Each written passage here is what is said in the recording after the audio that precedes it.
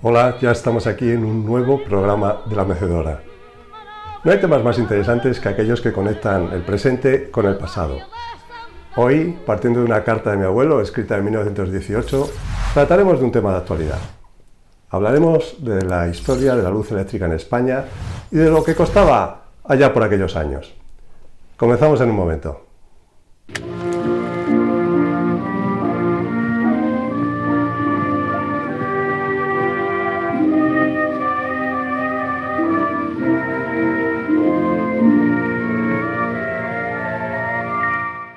Mis abuelos se casaron en noviembre de 1918. En una carta, antes de la boda, mi abuelo le cuenta a mi abuela las gestiones que está haciendo en relación a la casa en la que van a vivir en San Lorenzo del Escorial, donde él estaba destinado. La carta no tiene desperdicio. Fijaros, es interesante el cómo está escrita. A ver si consigo yo enseñároslo, porque debido a la escasez del papel, cuando se le terminaba el papel, lo que hacía era escribir perpendicular. Es tremendo para entenderlas. Bueno, os voy a leer el párrafo más interesante respecto a la luz. Hoy he hecho el contrato de la luz y ya la han dado. Nos costará todos los meses 9,30 pesetas por 4 luces. Oye, ¿quieres que pongamos luz en la alcoba o solo en el gabinete? Aquí queda muy elegante, aunque los visillos son muy transparentes, porque hoy, cuando han encendido, he bajado para ver el efecto desde la calle y se ve todo desde abajo. 9,30 pesetas, al cambio actual unos 0,05 euros. Su sueldo era de 70 duros, 350 pesetas y pagaban de alquiler 30 pesetas, alrededor del 2,6% de su sueldo para 4 bombillas. Antes de la aparición de la energía eléctrica, todas las ciudades españolas se iluminaban por la noche con el gas de hulla, el petróleo o con lámparas de aceite. Eran los serenos los encargados de encender las farolas una a una, además de avisar a los bomberos si había incendios o ayudar a los perdidos viandantes nocturnos. La primera vez que se utiliza de forma práctica la electricidad en España fue en Barcelona en 1852, durante el reinado de Isabel II, cuando un farmacéutico llamado Baltasar Domènech consiguió iluminar su botica con un arco voltaico.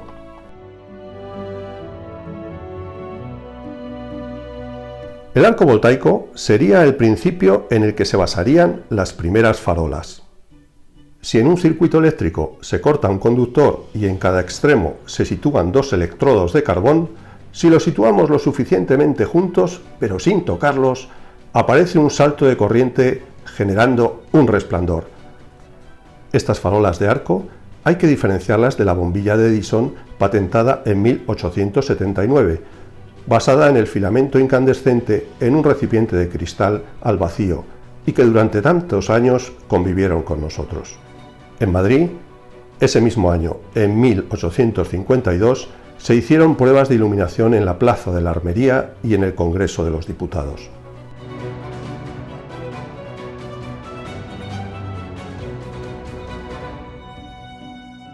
Pero el problema era la generación de la corriente eléctrica. La corriente continua la consiguió en 1800 Alessandro Volta con su pila voltaica con procedimientos químicos, pero ese tipo de electricidad no era funcional para iluminar. La solución la dio el ingeniero belga Zenove Gramme, que inventó la dinamo. Mediante un rotor bobinado, girando a gran velocidad, metido en un campo magnético de un imán, se generaba una corriente continua. Así funcionaban las luces de nuestras bicicletas antiguas que lucían al girar la rueda. A partir del invento de Gramme, la electricidad que se utilizaría sería la corriente continua generada por una dinamo movida por una máquina de vapor en un primer momento, y luego por el movimiento producido por un rotor hecho girar por la caída de un salto de agua. Pero volvamos a España. En 1873, la Casa Dalmau de Barcelona adquiere 2 máquinas dinamo para la Escuela de Ingenieros Industriales de esa ciudad.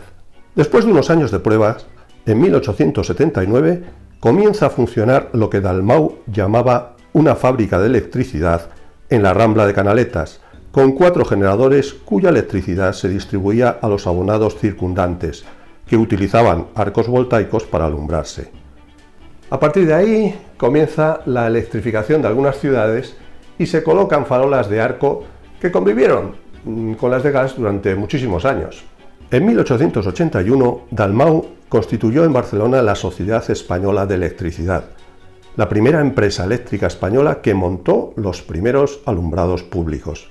La sociedad amplió su ámbito de actuación a Madrid y Valencia y otras ciudades, incluso también llegando a Cuba, donde ya había efectuado alguna instalación particular. En 1882 se empezaron a instalar centrales de generación de electricidad para la distribución pública y en 1885 se publican los primeros decretos que regulaban instalaciones eléctricas.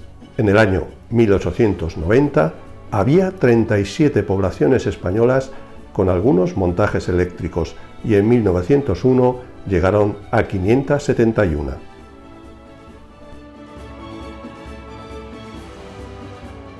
Hay muchas localidades que pugnan por considerarse la primera con alumbrado eléctrico público y nadie se pone de acuerdo. Comillas, Jerez de la Frontera o Haro se disputan ese honor, pero también es verdad que en muchas capitales ya se habían colocado diferentes instalaciones privadas o de prueba. Poco a poco se fue avanzando y la industria eléctrica se acelera y en las 2 últimas décadas del siglo XIX surgen numerosas empresas eléctricas.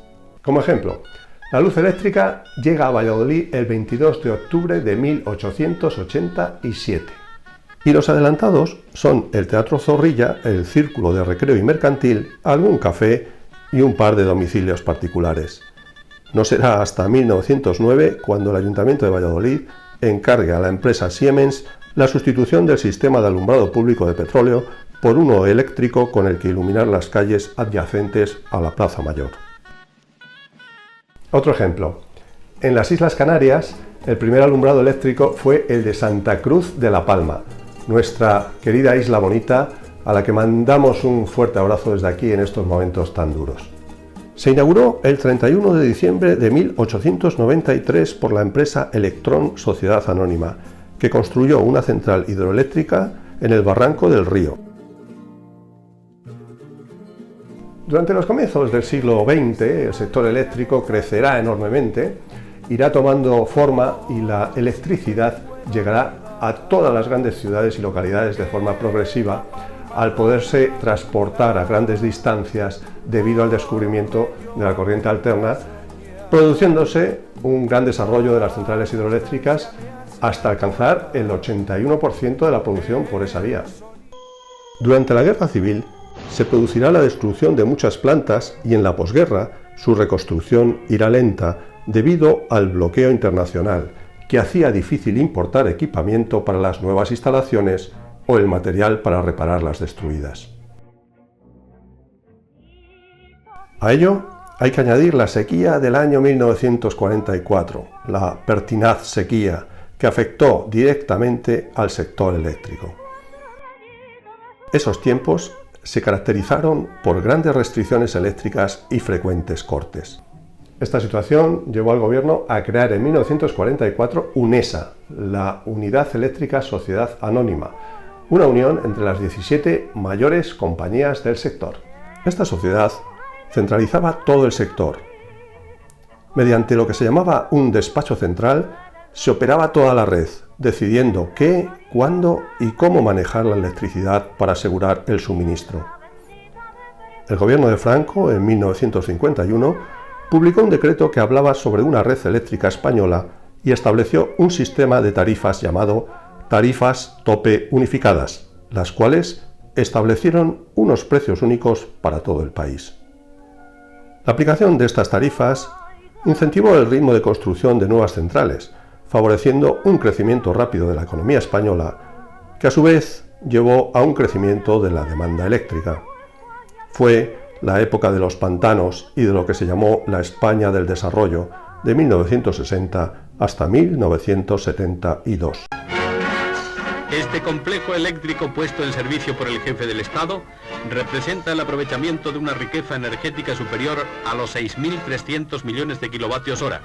Se trata, en resumen, de una realización de enorme trascendencia para el porvenir de la nación. En el año 1973 surgía la crisis del petróleo y el sector eléctrico se veía directamente afectado, al igual que toda la economía.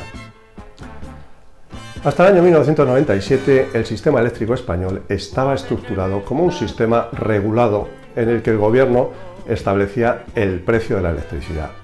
Pero a partir de ese año se inicia la liberación del mercado eléctrico debido a la exigencia de cumplir con las directivas europeas. Diferentes gobiernos de diferentes partidos realizarán sus apuestas para ordenar el sector. Aparecerán las renovables, nuevos impuestos y llegaremos hasta la situación actual. Muchos de nuestros antepasados vivieron la experiencia de ver nacer la luz eléctrica en las casas de sus ciudades y pueblos, y en algunos casos no fue hace tanto tiempo. Mis abuelos gastaban en electricidad el 2,6% del sueldo mensual en la factura de la luz para 4 bombillas. ¿Cuánto gastamos ahora cada uno de nosotros?